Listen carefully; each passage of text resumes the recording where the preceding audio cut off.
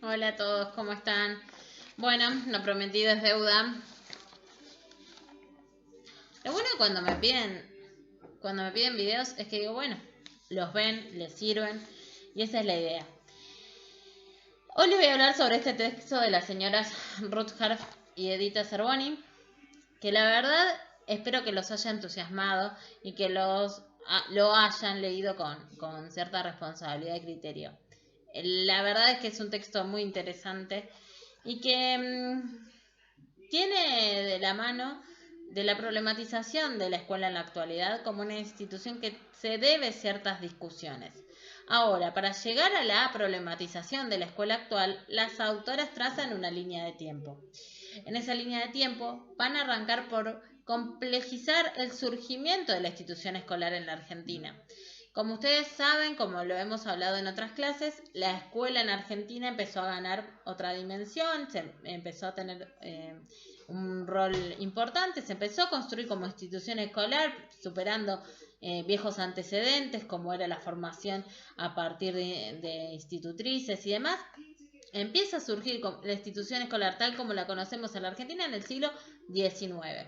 El siglo XIX es un siglo por demás rico en la historia argentina, en la historia occidental argentina, es decir, la Argentina en el siglo XIX comienza su camino como país independiente. Entonces ustedes se van a encontrar con que el primer gobierno patrio fue en el siglo XIX, independencia en el siglo XIX, batallas civiles entre unitarios y federales, primer gobierno provincial, primera constitución, federación y provincia de Buenos Aires, reunificación, Belgrano, San Martín, Mitre, Rosas, y no estoy yendo en línea de tiempo, estoy nombrando próceres, Alberdi, Rivadavia, Roca, todo en el siglo XIX. Un siglo por demás complejo.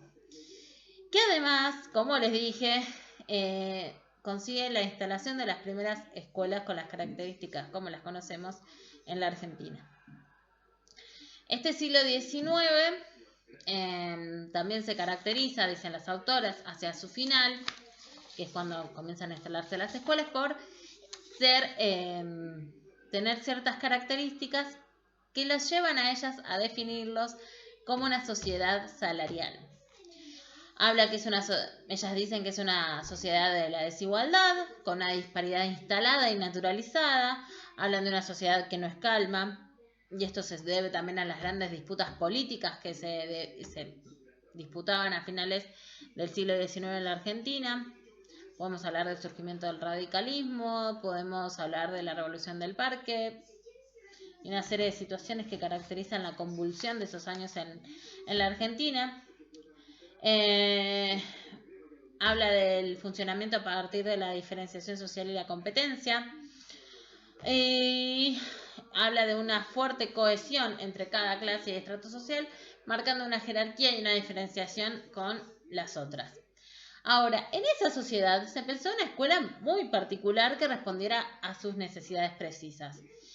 Ustedes no se olviden también que esta sociedad se caracteriza por la llegada de grandes masas migratorias, provenientes sobre todo de los países empobrecidos de Europa, lo cual a todo este cambalache que es la Argentina, y cambalache en el mejor sentido, porque la diversidad está en nuestra riqueza, se va a sumar la llegada de personas con bagajes culturales sumamente diversos. No hablamos de una sociedad global como la actual, donde la diversidad y la diferencia cultural cada vez se hace más chiquita. Hablamos de sociedades bien diferentes, aisladas, porque las tecnologías de la comunicación eran otras, porque las pautas culturales eran otras, porque el proteccionismo era otro.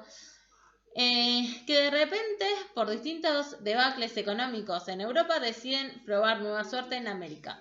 Entonces, a toda esta complejidad que veníamos viviendo de hacía ya bastante tiempo en lo que es el surgimiento de la República Argentina como tal, le sumamos la llegada de un montón de personas con su riqueza cultural propia.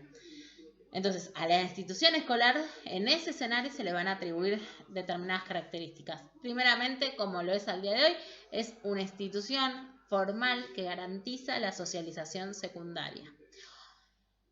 Ahora bien, esa socialización secundaria pretendía una socialización primaria con determinados atributos y valores.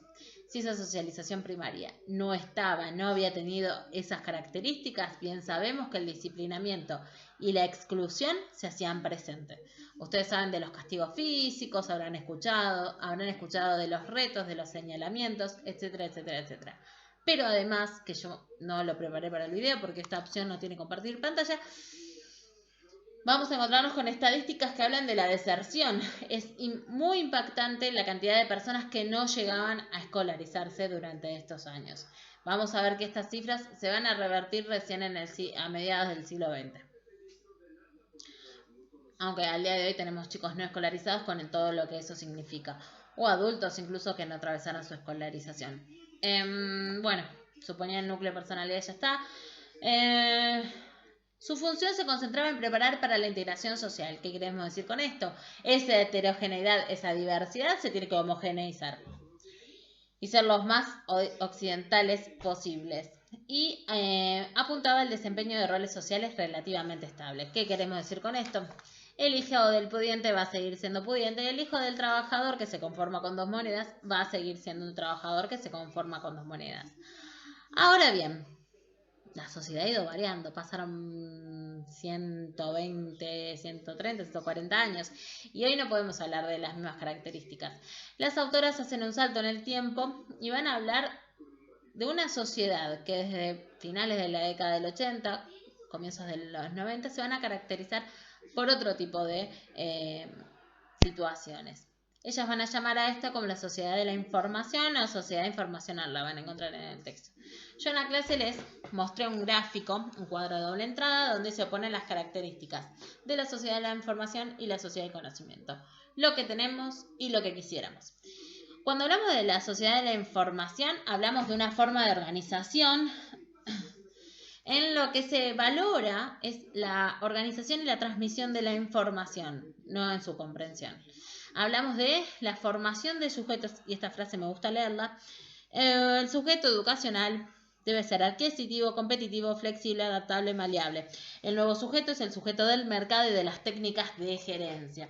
Hablamos de un sujeto que pueda ser receptáculo de muchos datos, o bueno, no muchos, los necesarios para el mercado y para que pueda trabajar, pero no así su comprensión, no así su producción, no así su manejo y su dominio.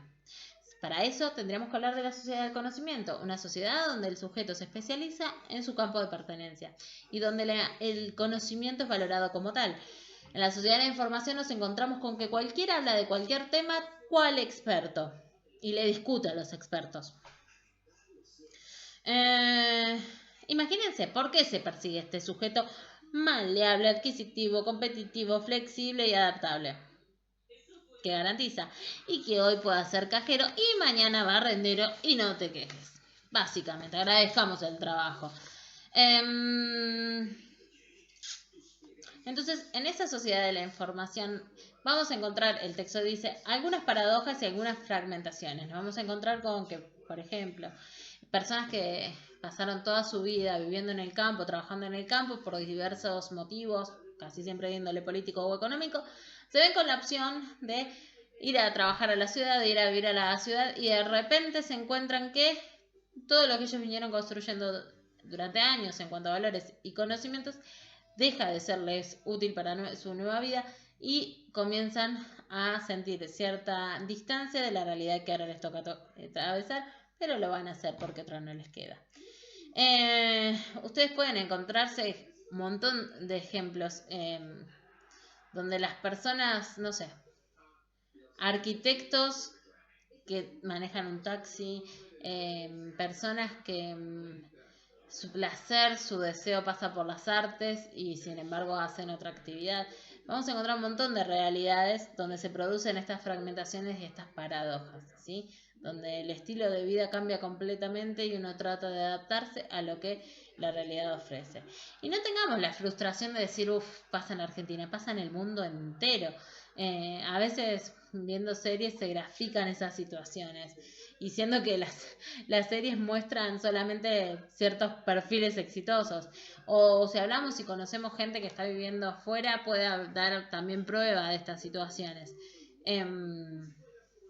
pasa. Es el mundo capitalista que nos toca. Entonces, el texto va a hablar de que este mercado, este mundo capitalista, produce subjetividades que se caracterizan por esa fragmentación y desgarro y se dan ciertas paradojas. Nos acercamos a lo más lejano y nos distanciamos de lo más cercano. Es decir, nos acercamos a realidades mucho más distantes a la nuestra, pero sin embargo perdemos de lo que nos pasa alrededor. A mí me pasa en mi entorno cercano, mi familia, por ejemplo, que en el mes de marzo, cuando la enfermedad, los primeros días, cuando el COVID estaba llegando y azotaba a Europa, ellos estaban completamente asustados, le escribían a los parientes en Italia. Ya se empezaban a aislar, incluso antes del aislamiento. Ahora que la enfermedad está en nuestros pueblos, en nuestras ciudades, ya están recansados, dicen ellos, pero coincidente con el discurso mediático, están mucho más relajados y salen, hacen, van, vienen, y vos decís, en los primeros días, o no digamos marzo, digamos abril o mayo, donde, por ejemplo, Dolores estaba en fase 5, ya nos daban otras licencias y demás, ellos estaban completamente encerrados, en Dolores no había casos, y ahora los ve que salen a ser mandados y se manejan y dicen, pero pará, ¿qué pasó? Cuando veías las camas y la salud explotada en Europa estabas alarmado y ahora que se está explotando en Argentina no lo ves. ¿O tenías miedo cuando te lo contaban con tanto impacto y ahora que está pasando acá no lo ves? Muchos de ustedes, de los que van a ver este video, transitaron la enfermedad y creo que eso les debe dar más enojo o angustia que a mí, pero bueno, es algo que nos pasa. Una creciente fragmentación de las relaciones sociales. Y esto viene de la mano de las nuevas formas de socializarnos, ¿no? Yo particularmente a mí me gusta estar con mucha gente, pero bueno, yo veo personas que cada vez se aíslan más y se alejan más de sus entornos. Aparecen configuraciones de personalidad alejadas a las experiencias culturales locales, nacionales y se ubican en experiencias más transnacionales. Ustedes pueden ver hoy por hoy, hace algunos años se hablaba de las tribus urbanas, hoy hablamos de otras características, pero pueden ver cómo la globalización y nuevos movimientos culturales impactan hasta en la forma, en lo más evidente, la forma de vestir, pero actitudinalmente en cómo nos manejamos las personas. Debilitamiento de los contextos tradicionales de socialización, la familia, la escuela, el club ya no ocupan el lugar que ocupaban años atrás. Parece que fuera una vieja la que les habla, pero no. Y situaciones reorganizadoras de las experiencias de niños y jóvenes que nos ayudan a construir una percepción del principio de realidad. Eso también pasa. Fíjense ustedes cómo sobre todo los chicos más chicos se trasladan situaciones que ven en pantalla a como quisieran que ello fuera su vida inmediata. No sé, pierden de eje la percepción en cuanto a la familia, los roles que cumplen, el poder adquisitivo con la demanda permanente. Fíjense cómo se aleja muchas veces el principio de realidad que nos toca transitar a cada uno, producto de las nuevas formas de socialización. Y todo esto que las autores están señalando, hablan de y nos van a conducir en esta línea de tiempo a decir que la escuela tiene dos grandes deudas. Por un lado, aprender a aprender, que con esto los saturo bastante mientras me ven. Y por otro lado, aprender a vivir juntos. Cuando hablamos de aprender a aprender, hablamos de una escuela que motive el deseo, la curiosidad y la intención de los educandos en indagar, en tener independencia, en querer saber cada vez más y poder hacerlo en base a sus propias experiencias y herramientas, y no solamente porque el profesor del otro lado les está diciendo, conduciendo frente a un conocimiento. Fíjense ustedes que muchas veces hablamos hasta el hartazgo de superar la educación bancaria, pero sin embargo la escuela sigue entronizada en esa tradición bancaria. Y a veces se vuelve muy difícil superar esa situación si no existe la motivación del otro lado. Y ahora, ¿dónde está la deuda? Y está en la escuela, pero es muy difícil trabajarla ya cuando cuando el educando tiene 19, 20 o 30 años, si no se trabaja desde el minuto cero, fomentando, valorando y estimulando la capacidad y la curiosidad del educando. El tema es que se vuelve esto muy difícil cuando creemos que el éxito es uno, cuando creemos que los caminos son uno, cuando creemos que el saber solo transita en lugar. Hay distintos tipos de saberes, existe el saber emocional, el físico, el creativo, etc. Y cada sujeto tiene su realización en ese campo. Ahora bien, es tarea de la escuela y no está mal debatir por qué seguimos insistiendo en esta lógica disciplinaria y considerando que ciertas cosas están bien y ciertas cosas no están tan bien, e imponiendo ciertos saberes al total. No sé, dejando de lado otros. Son deudas que la escuela todavía tiene. Así que por favor lean el texto porque está bien interesante. Y por otro lado, aprender a vivir juntos. Y cuando hablamos de aprender a vivir juntos, hablamos también de superar esta idea de tolerancia, sino hablar de respeto y del verdadero construir entre todos y respetando y aprovechando nuestra diversidad, ¿sí? Entonces, y esto vuelvo a leerlo, las autoras van a coincidir con Edgar Morin que para garantizar un conocimiento pertinente tendríamos que llegar a una educación escolar que contemple el contexto de esa realidad escolar, sea global, es decir, integre en un conjunto de partes diversas ligadas de manera retroactiva u organizacional, respetar la multidimensionalidad y considerar la complejidad del conocimiento, disminuyendo el impacto de la disciplinariedad. Fíjense ustedes, otra vez, el trabajo a partir de lo interdisciplinario y de respeto al conocimiento como lo que es una construcción global, no que se separa en partes.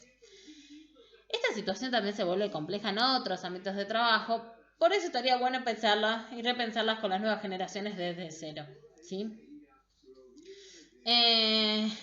Y ahora, ¿qué conseguiríamos de esta forma? Preparar a ciudadanos capaces de convivir en sociedades marcadas por la diversidad, capacitar al conjunto de la sociedad para convivir con la racionalidad de las nuevas tecnologías, transformándolas en instrumentos que mejoren nuestra calidad de vida, y formar recursos humanos que respondan a los nuevos requerimientos del proceso productivo y las formas de organización del trabajo, pero sin que eso quite su reflexividad y su pertenencia. Entonces,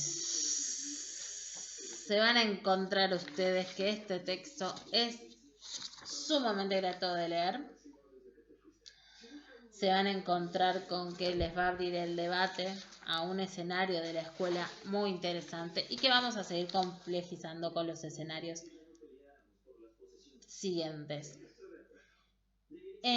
Las últimas partes del texto van a seguir ahondando de las características de la escuela en la actualidad. Pero como yo no me quiero extender mucho más en el video, y es un tema que vamos a trabajar con los textos siguientes, solamente voy a leer esta parte. Si la escuela es algo natural, está sujeta a las fuerzas de la naturaleza y la voluntad de los hombres, ¿poco pueden hacer por modificarla? ¿A ustedes qué les parece? Yo por mi parte les digo que muchas veces en estos procesos de naturalización y acostumbrarnos de las cosas que a veces no están tan bien y no están tan buenas, naturalizamos situaciones que no está bueno naturalizar, y nosotros como docentes debiéramos repensar y replanificar y comprometernos con nuestro rol para ver desde nuestro humilde lugar qué podemos hacer. Aunque sin duda el trabajo es mucho más complejo y necesita de muchas otras herramientas y no solo nosotros. Pero bueno, estaría bueno no tirar la toalla desde ahora. Espero que hayan leído el texto, sepan que después de este viene Pablo Pinó y vamos a seguir discutiendo el rol de la escuela. También nos vamos a empezar a adentrar en los paradigmas educativos. Así que bueno, los dejo, saludos y nos vemos con cada uno de los grupos los días asignados para las clases en las distintas plataformas que utilizamos. Abrazo grande.